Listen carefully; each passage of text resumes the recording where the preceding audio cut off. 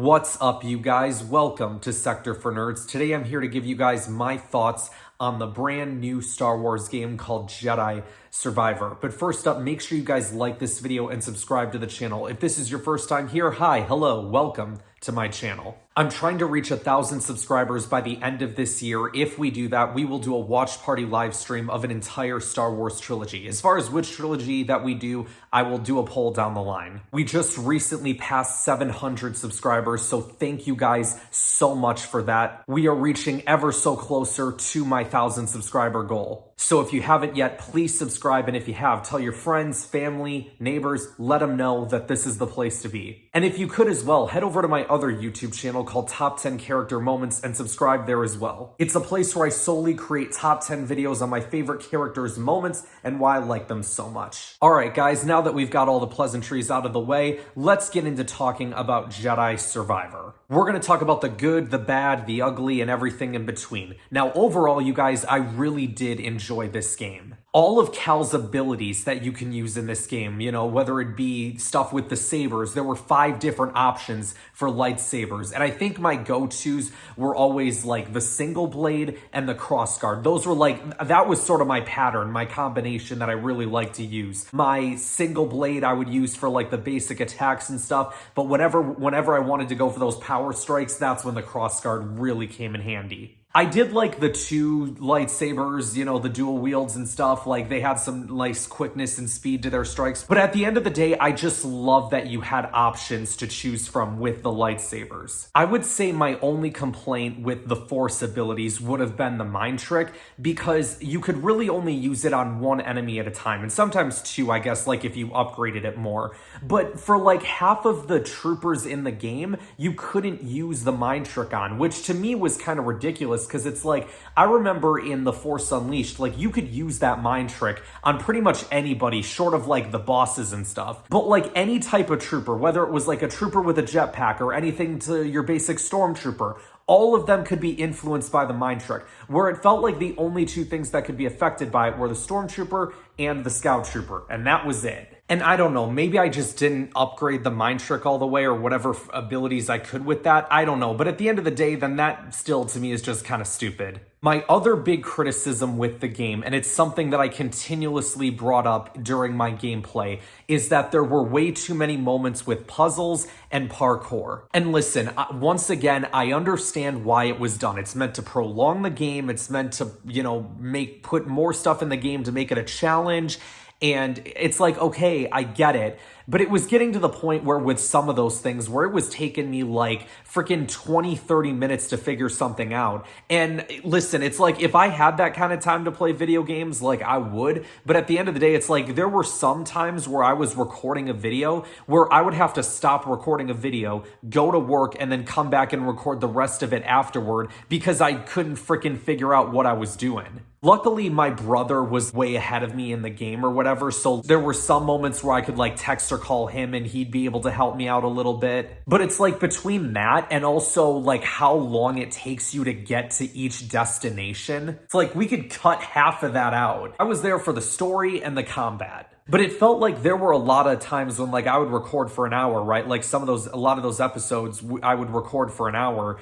And at the same time, it'd be like, man, it felt like nothing was accomplished in this episode. And I mean, there definitely were things that were accomplished, but like, it just felt like, man, we sit wasting all this time going to places. And then there's some moments where it's like, we just go somewhere and it's like a hologram recording of a flashback or something like that. And it's like, okay, I guess, like, I was kind of hoping for a little bit more with the amount of time it took us to get here, but regardless, whatever. And that was kind of a problem with Jedi Fallen Order, I guess, as well. It's like, it's just something that kind of goes along with the game, you know what I'm saying? Because overall, I do think that Survivor is one of my favorite Star Wars games ever. It's definitely not my favorite, because that's Force Unleashed, and probably will always be Force Unleashed, but it's definitely up there in like my top 5, top 10, somewhere in there. I haven't fully decided yet. But like I said, I love the gameplay. The combat was great, but what was even better about this game was the story. Now, at the start, I will admit, the story didn't intrigue me as much. Like, I was definitely curious, But like when it came to the High Republic stuff, I don't know too much about the High Republic.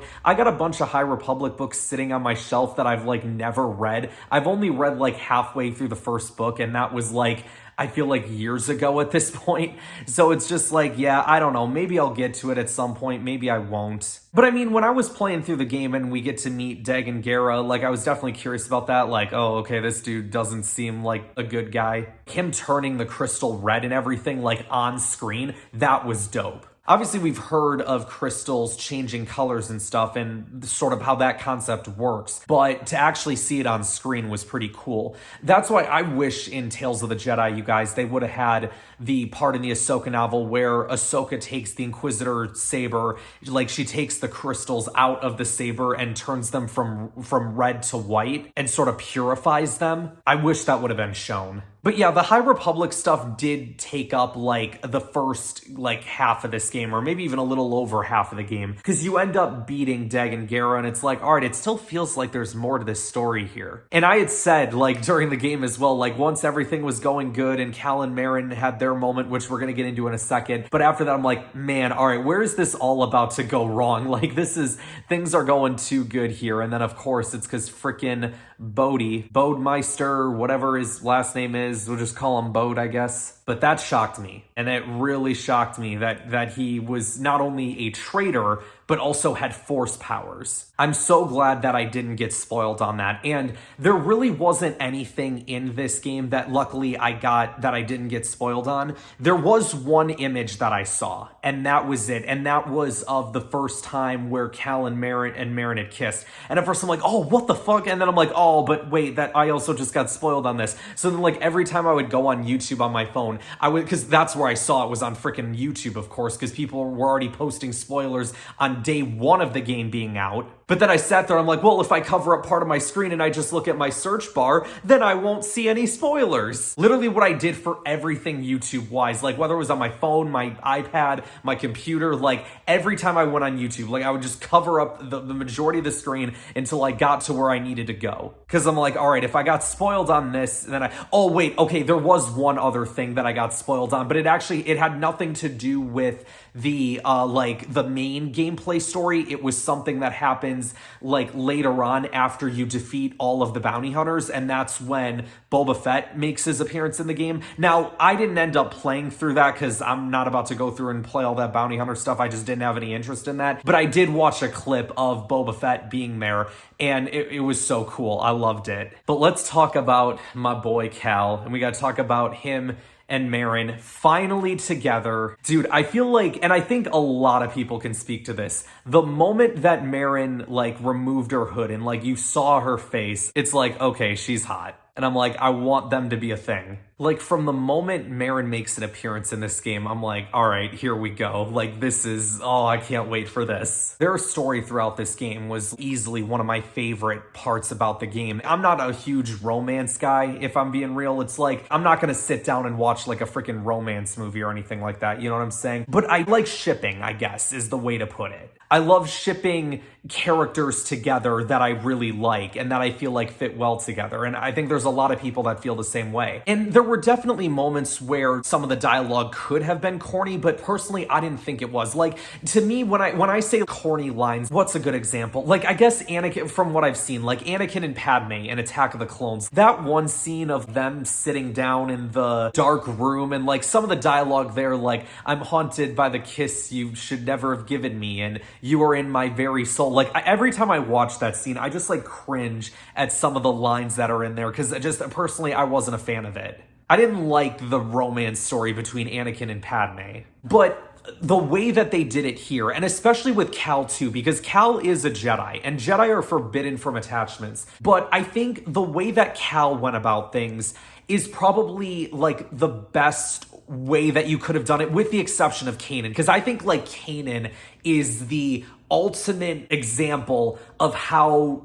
Jedi should handle that type of stuff, especially when him and like he has that chat with Ezra in Rebels when they're gonna go rescue Hera, and he says, hey, listen, I need you to do me a favor, Ezra. I need you to lead the mission to get Hera back. I'm not going to be able to think clearly because of the way that I feel about her. So you have to lead. So, and that to me is like the ultimate disciplinary Jedi, and him just understanding that, look, I have an attachment to this girl. I'm not going to run from that. I'm not going to deny that, but I'm also not going to put myself in a position where we could end up messing up because of my attachment to her. And Cal takes a lot of time in this game to figure out what it is that he wants, because he knows, right? Like, he's grown up thinking like, man, like Jedi, we can't form attachments. Like, yeah, I have feelings for Marin, but I don't know if I want to act on them or not. Even though, like, I'll sit there yelling through my TV screen saying, like, Cal, you idiot, you need to be with her, blah, blah, blah. You know what I'm saying? But for him,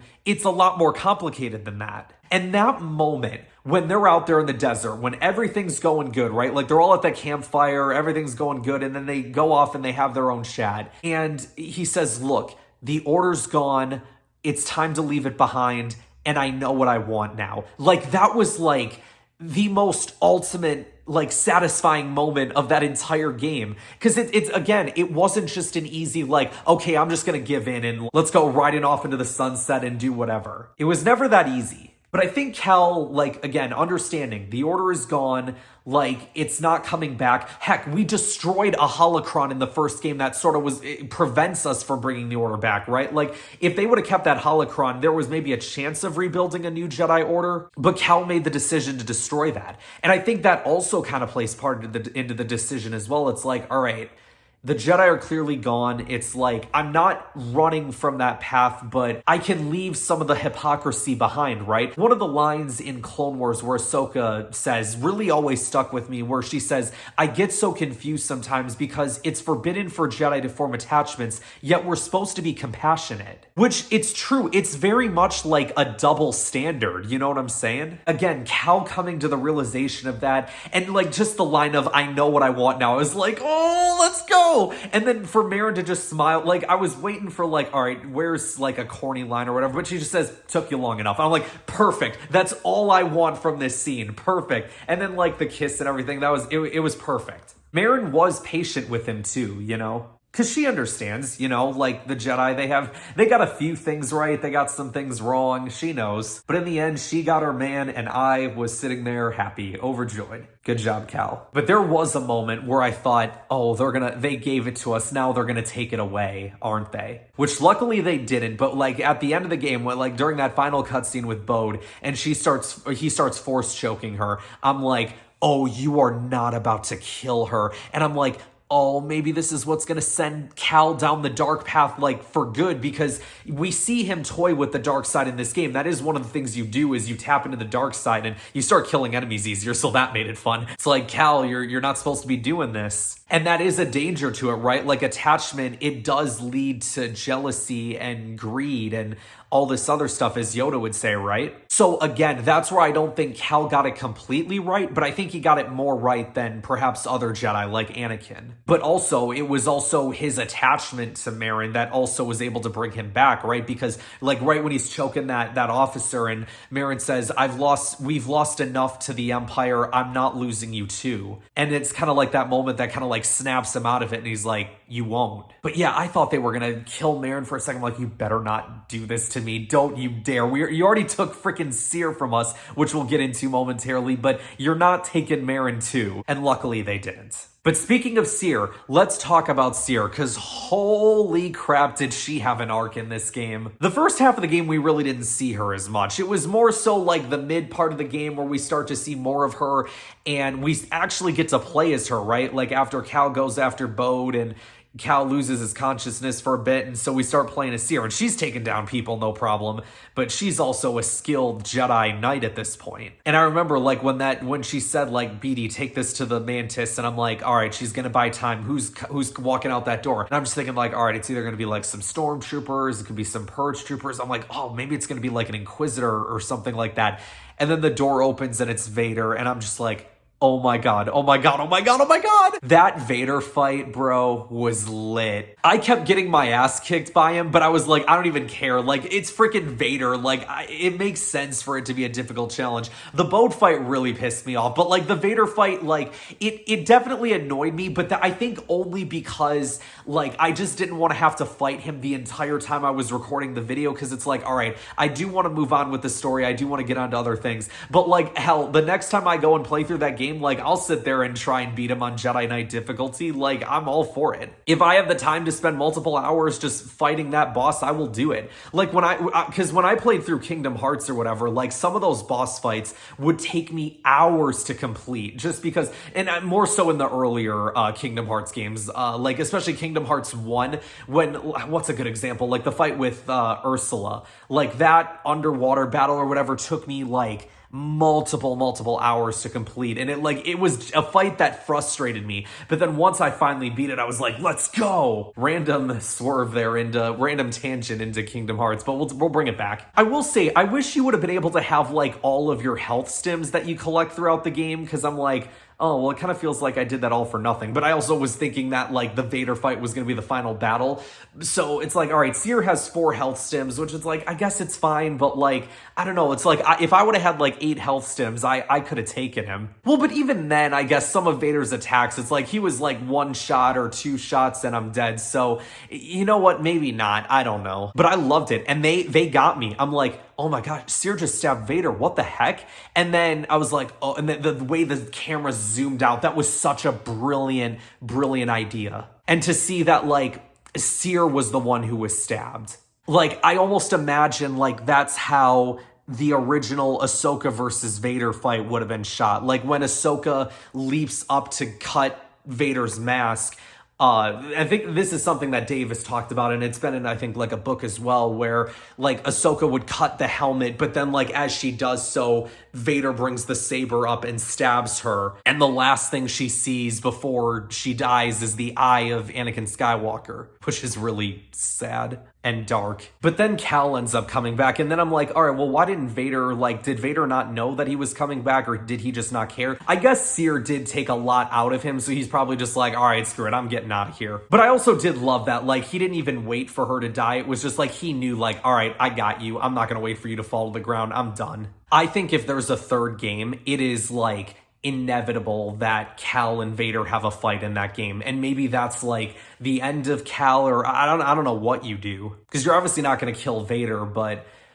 I feel like you've kind of built up to it, right? Because like the first game, you have like that small encounter, but he was nowhere near as powerful enough to fight Vader. The second game, you could definitely see that Cal got stronger, but I still don't think he would be a match for him. I think if he's grown enough in his power by the third game, I think he can at least take him in a fight. But that whole scene where he like hugs Seer and like the screen kind of goes dark and he's sitting there crying, like it was heavy stuff. The music in that scene as well was amazing. I honestly didn't see that coming. I really didn't. I don't know what I really expected, but I don't think I necessarily expected for anybody from the Mantis crew to be killed in this movie, or in this game, sorry. But we lost Seer, we almost lost Marin, which again was gonna make me really sad, but in the end, she's okay. Bode ends up dying, and we have a new member of the crew, and that's his daughter, Bode's daughter, who I'm forgetting the name of at this point, I apologize. But like predictions for the third game, like I think if there is one,